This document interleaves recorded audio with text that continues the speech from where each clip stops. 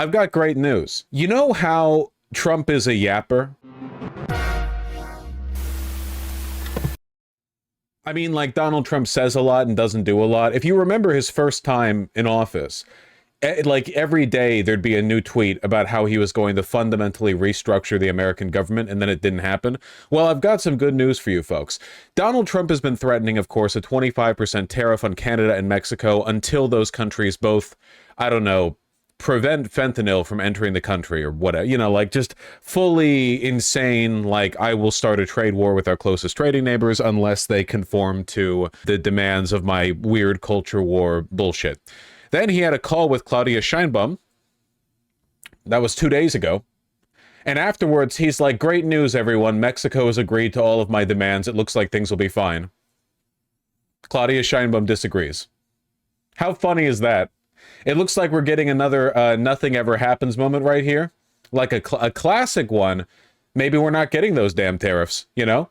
I told you this could happen. I told you he's going to threaten the world. And then like at the last, he's playing Red Robin. He's going to back out at the last second because it would be insane. He's just using them as like a bludgeon. Literally, he's like, unless Claudia stops the flow of migration into America, 1,000,000% tariff. And then he has a call with Claudia where Claudia's like, yeah, we'll like, I don't know, we'll do our best to address the human rights of refugees. And he leaves the call and he's like, she agreed to all my terms. No need for the disastrous tariff that would have destroyed the economy. Seriously, look at this. Donald Trump and Sheinbaum appear to have starkly different recollections of a conversation that covered the hot-button issue of migration. After the phone chat last Wednesday, Trump wrote on social media the Mexican leader had agreed to stop immigration through Mexico into the United States. No, she didn't. That'd be an insane thing to agree to. Just had a wonderful conversation with the new president of Mexico, Claudia Sheinbaum Partner. She's agreed to stop migration through Mexico and into the United States, effectively closing our southern border. It was a very productive conversation. Sheinbaum's account differed from Trump's. In our conversation with President Trump, I explained to him the comprehensive strategy that Mexico has followed to address the migration phenomenon, respecting human rights. We reiterate that Mexico's position is not to close borders, but instead build bridges between government and people. I love Claudia because I feel like a lot of other people in this position would not have publicly stated that Donald Trump was just flat out lying. Like a lot of people would just like quietly let that be known to the press like 2.5 years later so they could write a book about it or something. Like they wouldn't risk disruption. But she just flatly says like, no, that's not what happened in the conversation. Keep in mind, she is in no way, shape, or form like agreeable to Trump's administration. She was threatening a trade war over the tariffs that Donald Trump was proposing. She was saying she was going to meet them in kind. Like, we're not talking about somebody who's just meekly going along with his agenda here. So the fact that she, like, I'm given to trust her account of the conversation much more than Donald Trump's. It's another nothing ever happens moment. I'm telling you.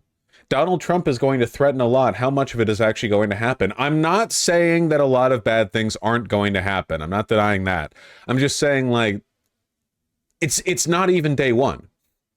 It's literally not even day one. And Trump is already trying to find excuses to back out of not just promises, but like the hyper aggressive economic platform that he was campaigning on. This was like the main thing that he was talking about. It's not just the main thing. It's both of the main things. Tariffs and immigration. These are like in this one conversation, we have distilled the two principal positions of his 2024 campaign.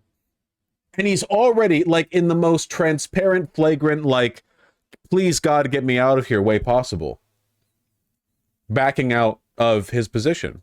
Are you enjoying the nothing ever happens, folks? Well, refill your popcorn. You're going to love what doesn't happen next. Yeah, he's going to deport like 100, like actual convicted criminals who are undocumented immigrants. And then he's going to declare the immigration crisis has been solved, He'll say he's deported 20 million people. I don't think it's a back out. He just has to say he did the thing and his following will believe it.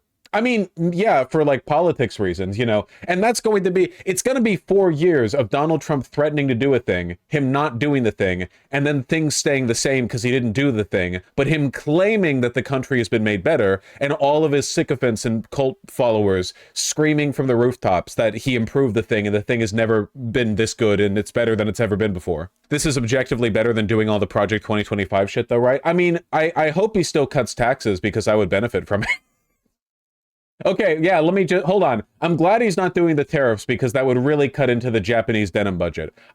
He's probably going to cut taxes, so that's cool. I'm going to enjoy when he implements like a flat 10% tax plus a national 22.375% sales tax. So you guys are all getting like bilked at the grocery store after he removes like sales tax protections on, you know, cooking goods and other essentials. Meanwhile, I'm ordering, like DoorDash gets so many subsidies that it's actually cheaper, you know, like order every burrito with a personal chauffeur as long as you have the credit to open a line, which I do. I don't know. Maybe Trump's presidency is going to be good. I'm thinking about this now. You know, he can open up more interurban highways that segregate people based on their race as long as like he doesn't, you know, as long as it's not like, in a way that if it doesn't get in between me and going downtown for the like Pike Place market deals, I'm feeling pretty good. I'm feeling pretty good. I've cured my Trump derangement syndrome. Really though, you guys know this is good news, right? Like genuinely, it speaks to a broader tendency, you know, yap, promise the world. You know, I got an email recently about how over in Germany, the AfD has actually been making an effort to diversify and broaden their base. I'm not kidding, the AfD. And I haven't looked at all the links yet. You know, I've been busy, Thanksgiving and all. I looked at some of them. It seems like there's some legit... Because the same thing happened in Italy with Meloni and with Le Pen in France. Every time fascists get closer and closer to taking over like a liberal democracy, they can break down because it's actually really, really difficult to deliberalize and de-democratize a modern like liberal democracy. It's genuinely very difficult because even if you erode the institutions, the people, like the people are still like, I don't know. I just don't want to be bothered that much by the government. People are like generally pretty libertarian leaning. Even over in Europe, like relative to how things were a century ago, people aren't as like blood and soil as they used to be. You have to, it's just like a few freaks, really. Again, I'm not saying they can't do bad things. I'm only saying I just think it's funny. I mean, this would have been ruinous for our economy, and he's already backing out of it. Yeah, exactly. They want treats. The problem with fascism in America is, to paraphrase a tweet that I saw, the American social contract is all about getting delicious little treats from China. And the moment that breaks down, there will be riots in the streets. So you can do fascism up to an extent, but if it gets in the way of like your delicious little treats from China, it's not going to work. People are too complacent. They're very complacent. Anyway, Fox News, of course, straightforwardly reporting this as a Donald Trump victory, obviously. Trump says Mexico will stop flow of migrants after speaking with Mexican president following tariff threats. I like how it's now a tariff threat. Like, he flatly said he was going to do it. I guess that counts as a threat, like, technically. I think that most sane people would consider it a policy proposal, considering the fact that he was talking about, like, across-the-board tariffs the entire presidential run. So now it's like, oh, no. He didn't say he was going to do it. He was making a little threat. He was just, you know, he was just saying stuff to like bully them. And yeah, Claudia Sheinbaum didn't like kowtow to the bullying at all. In fact, she actively threatened a trade war over it and hasn't like backed off any position, but it's still a win for Donald Trump. The art of the deal. How to win friends and influence people. Tip number 1, do nothing and agree with everything they do. Is the Fox News article even going to mention that she said that wasn't what she talked about with Trump? In a post on Twitter, Sheinbaum said she spoke with Trump by phone and that the two discussed strengthening collaboration on security issues and that the conversation was excellent. Interesting. So we're not linking to it and we're only quoting selective bits from it. Sheinbaum explained the, quote, comprehensive strategy Mexico has employed to address the migration phenomena respecting human rights.